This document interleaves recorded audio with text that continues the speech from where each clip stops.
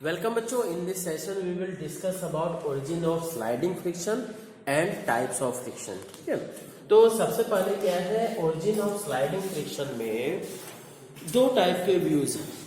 एक तो old view है. ठीक है, ओल्ड व्यू क्या करता है जी?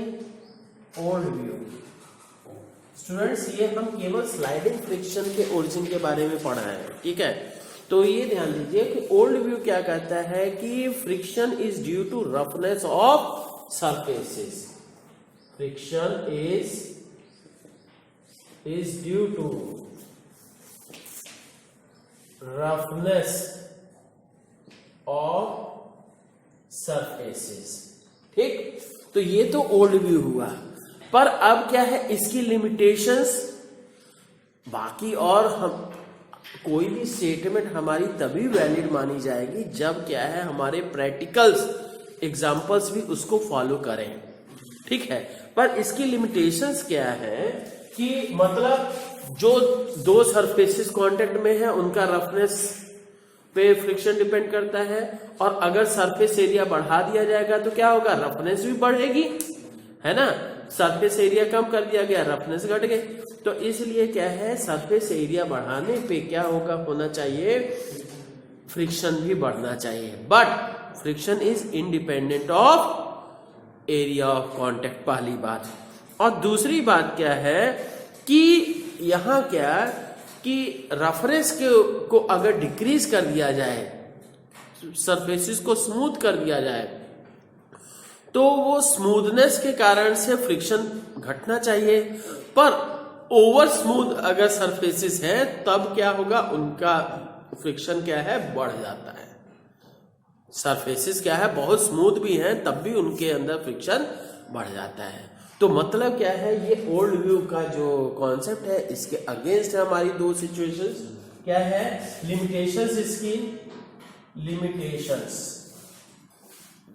ठीक, फर्स्ट लिमिटेशन क्या है, फ्रिक्शन, ये ऑन फ्रिक्शन या कहीं force of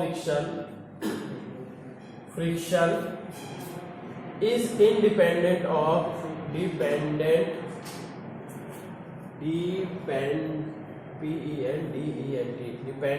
of area of contact. But through this concept, the force of friction should increase on increasing the area of contact, है ना. ठीक, अब ये सेकेंड लिमिटेशन क्या है कि और making the surface smooth, friction should decrease. But on if the smoothness is increased, friction also increases. On या कहिए एक द स्मूथनेस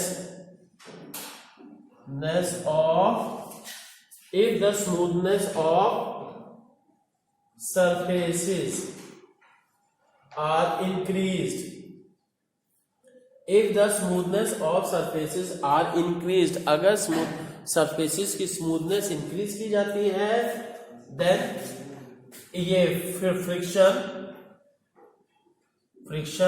इंक्रीजेस. ठीक है, ये दो लिमिटेशंस आई. तो इसके कारण से अब नया व्यू लिया गया. क्या, अब देखते हैं मॉडर्न व्यू ऑफ, सेकंड क्या हो गया जी, modern view.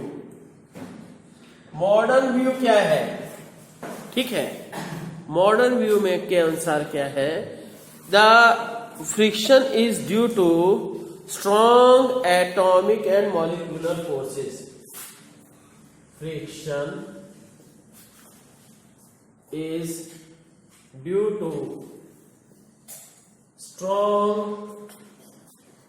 atomic and molecular forces. Strong atomic and molecular forces. ठीक है, तो ये स्ट्रॉन्ग एटॉमिक और मॉलिक्यूलर फोर्सेस के कारण से क्या होता है जी, फ्रिक्शन होता है. तो अब यहां पे क्या है कि इट इंक्रीज। अब ये एक्सप्लेन क्या करता है कि अगर स्मूथनेस बढ़ जाएगी तो surfaces will be more in contact, atoms and molecules will be more close, so this force of attraction will increase. So on increasing the extra smoothness, increasing the smoothness, the ये क्या है, force of friction will increase. और दूसरा जो है कि area roughness पे depend करना का, रफनेस का हो गया क्लियर कि मतलब रफनेस होने से क्या है, सुनिए, रफनेस होने से क्या प्रॉब्लम आएगी कि भाई रफनेस पे तो डिपेंड करता है, पर क्या है साथ ही साथ क्या इस बात पे भी डिपेंड करता है कि एरिया इस बात पे डिपेंड नहीं करता कि कितना एरिया ऑफ कांटेक्ट है, ठीक है, ये एक नॉर्मल रिएक्शन पे डिपेंड करता है, ठीक। तो हम कहेंगे हाँ, तो अब ये देखिए कि इसमें क्या वाली चीज हम कर दिए, इसने क्या एक्सप्लेन किया कि friction is independent of area, friction is, it explain satisfactorily, it explain, ठीक। पहला प्रॉब्लम क्या था कि friction is depends upon, roughness के कारण से friction depends upon the area of contact, पर यहां क्या है, friction is independent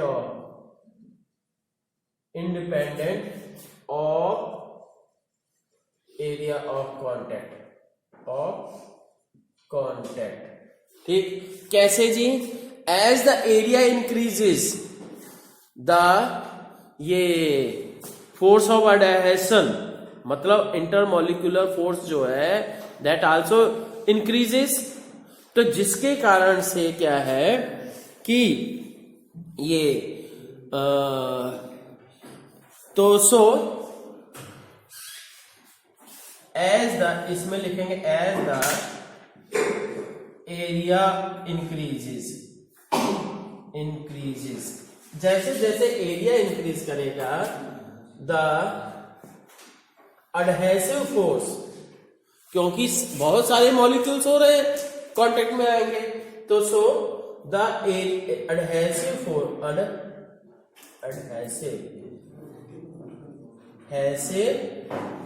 force also increases is in same ratio. As a result, the adhesive pressure remains the same. As a result, adhesive pressure remains same, ठीक है जी, adhesive pressure same रहता है, which is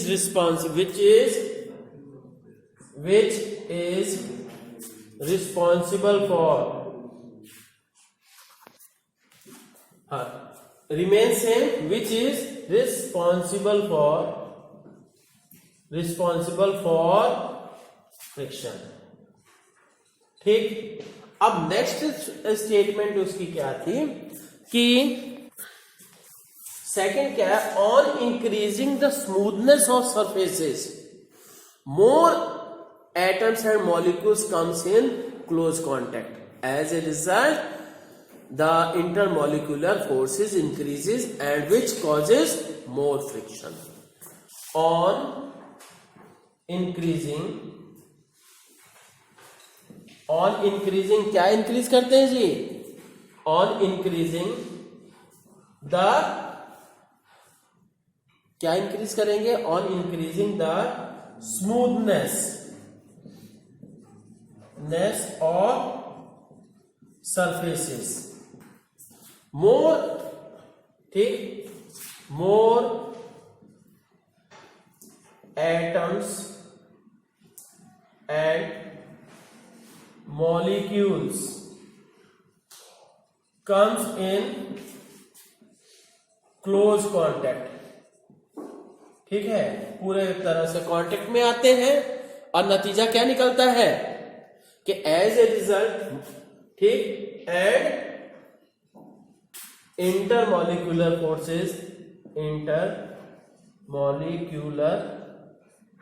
forces increases,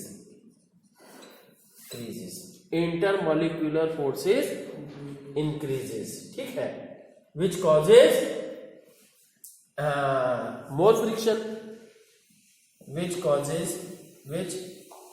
causes more friction, ठीक। और बच्चों ये जान लीजिए इस तरह से, जैसे इसका एग्जाम्पल क्या है, रेल के पहियों के और पटरी के बीच देख लीजिए कि बहुत स्मूथ रहते हैं और उसके बीच फ्रिक्शन ज्यादा रहता है, और वो जिसके कारण से क्या है कि ट्रेन चल पाती है। अगर सोच लीजिए फ्रिक्शन ना हो या कम हो तो ट्रेन को मूव करने में भी प्रॉब्लम आएगी। और दूसरा क्या है, कोई अगर आप सिंपल सी चीज क्या है, किसी ऑब्जेक्ट को दूसरे किसी सरफेस के ऊपर खींचिएगा तो क्या होगा कि कम सरफेस एरिया रहेगा चाहे ज्यादा सरफेस एरिया रहेगा, आपको खींचने में उतनी ही आसानी होगी, ठीक है। रफनेस पे डिपेंड नहीं करेगा, मेन डिपेंड करता है कि उसका नॉर्मल रिएक्शन क्या है। आगे पढ़ेंगे हम सभी, ठीक है। अब देखते हैं टाइप्स ऑफ फ्रिक्शन। स्टूडेंट्स यहाँ पे बहुत तरह के टाइप है, ठीक है। फर्स्ट क्या है, जो main types. Now students let us see the types of frictions. First one is static friction,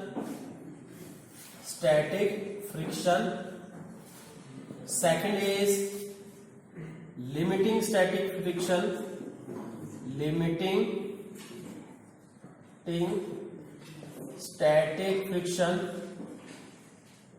third one is kinetic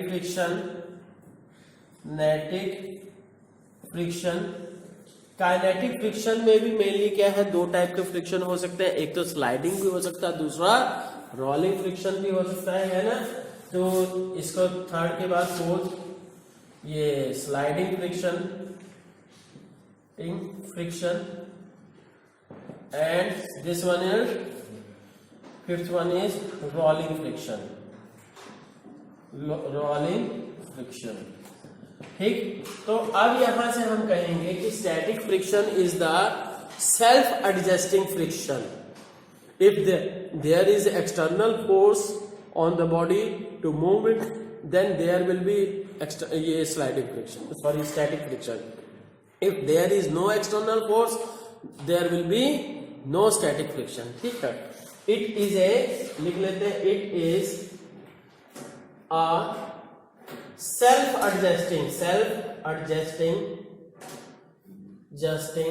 friction, ठीक। It is equal to the applied force. It is equal to the applied force, ठीक।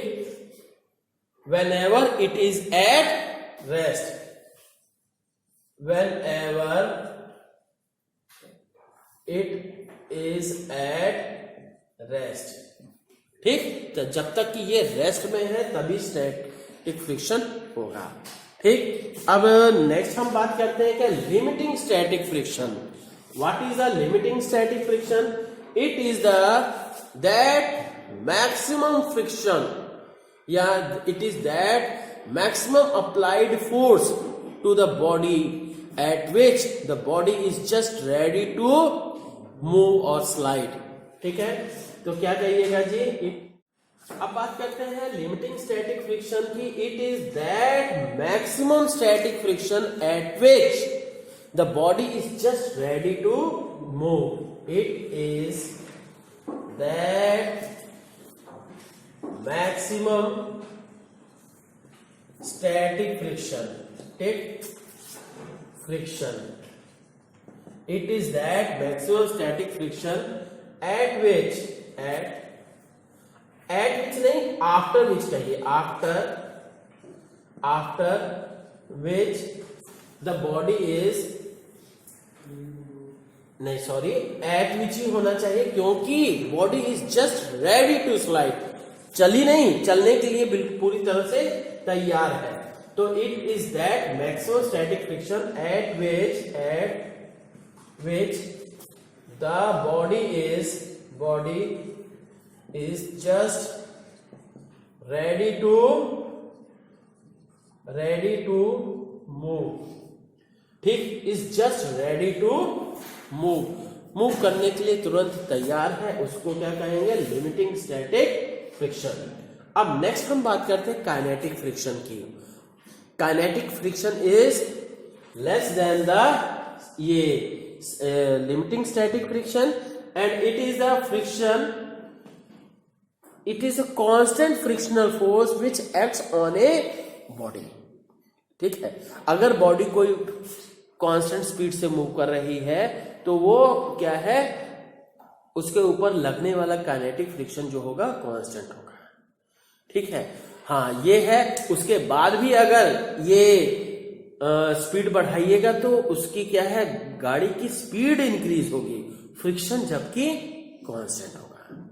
It is that constant friction which acts on a moving body. ठीक, it is that constant friction which acts at the body during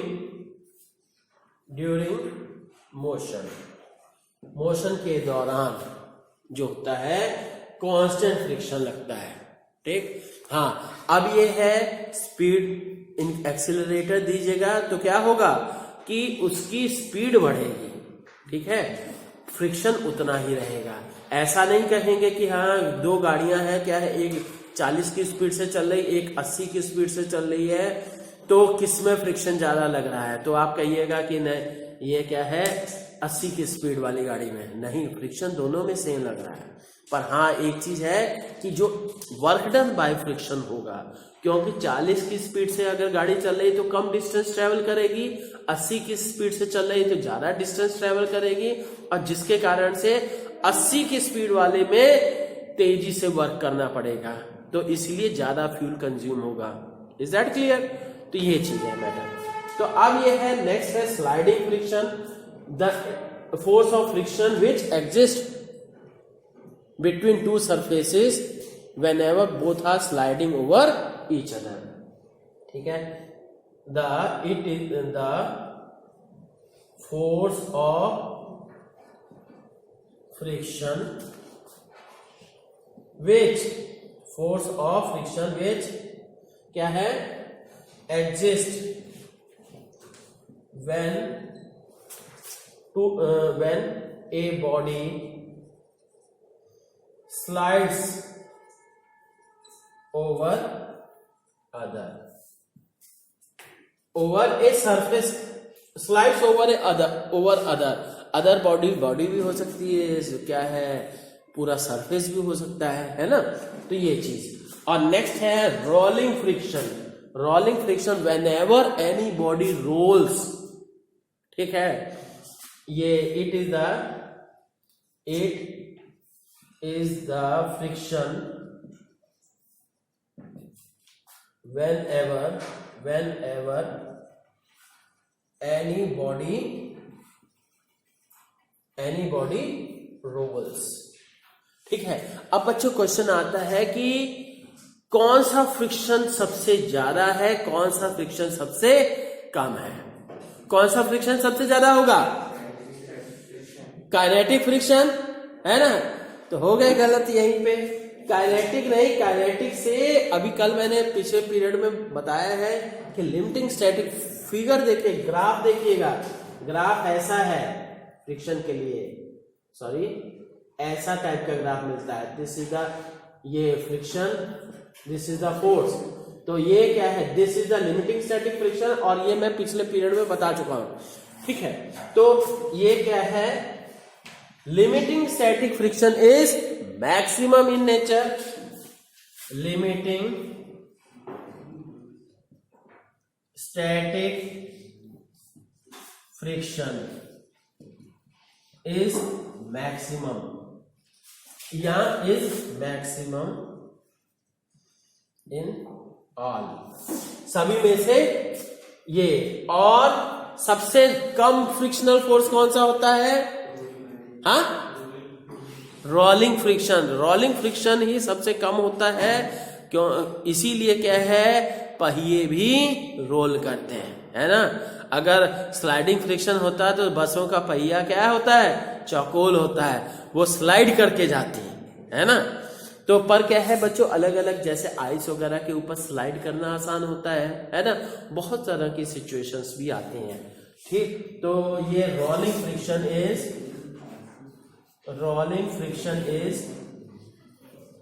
is minimum in nature, ठीक है। तो हो गया जी, okay, thank you.